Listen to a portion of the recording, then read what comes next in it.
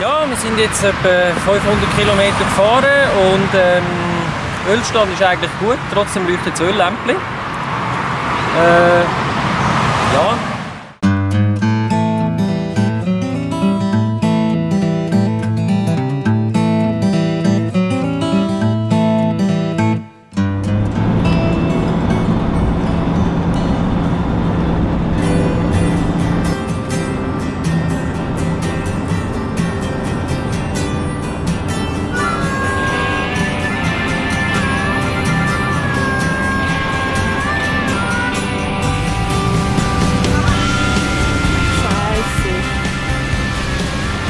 Also genau so wollen wir dann eben nicht enden.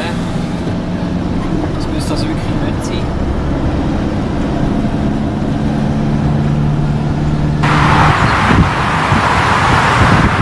So, jetzt haben wir einen kleinen Rast gemacht, aber leider haben wir jetzt gemerkt beim wieder weiterfahren, dass die Lampe leuchtet. Jetzt tut das Sven schauen.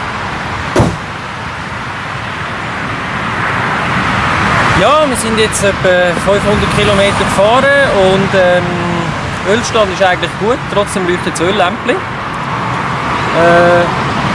Ja, offensichtlich hat man versäumt, einen Service zu machen, was ein bisschen blöd ist, weil es ist ja nicht unseres. Das heisst, ich muss jetzt zuerst mal ein bisschen rumtelefonieren und dann schauen wir mal, was passiert. Also ich habe jetzt ein bisschen rumtelefoniert, das ist leider so. Der Service ist leider vergessen gegangen. Was ein bisschen blöd ist. Jetzt habe ich dieser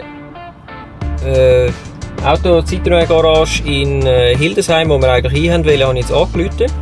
Die haben natürlich in 5 Minuten zu und wir sind noch 250 Kilometer oder so entfernt. Das heisst, das schaffen wir garantiert nicht mehr. Da morgen Sonntag ist, werden wir unsere 2 Tage in dem Fall jetzt dann, also morgen sicher den ganzen Tag in Hildesheim verbringen und am Montag hat er dann gemeint, können wir uns schon irgendwo dazwischen ziehen, dass wir einfach einen Ölwechsel machen können. Also machen wir das so. Was so viel heisst, wie ich fahre jetzt ganz schön gemütlich auf Hildesheim, ignoriere das Lämpchen noch ein bisschen und dann wir uns dort mal einrichten für 2 Nächte mindestens, wer weiß. Vielleicht kommen wir am Montag erst am Nachmittag dran, dann werden wir auch nicht mehr allzu weit machen. Genau, dann geht es dann halt auf Schweden erst am Dienstag. Genau, wir nehmen es jetzt einfach halt zu, wie es kommt und es ist so, wie es ist. Die Ferien nicht vermiesen. Genau, Vanlife at its finest. So, wir sind jetzt hier angekommen in Hildesheim. Auf dem Stellplatz, wo wir eigentlich gehen wollten. Leider haben wir jetzt feststellen, passend zum heutigen Tag, dass der Stellplatz zu ist. Und es ist irgendein Festchen und ja, jetzt müssen wir schauen, was wir machen. Der nächste Stellplatz ist 8,5 Kilometer entfernt. Kostet 5 € pro Nacht. Wäre machbar, aber ist natürlich nicht so gelegen. Der wäre super gelegen, gerade direkt an einem kleinen See.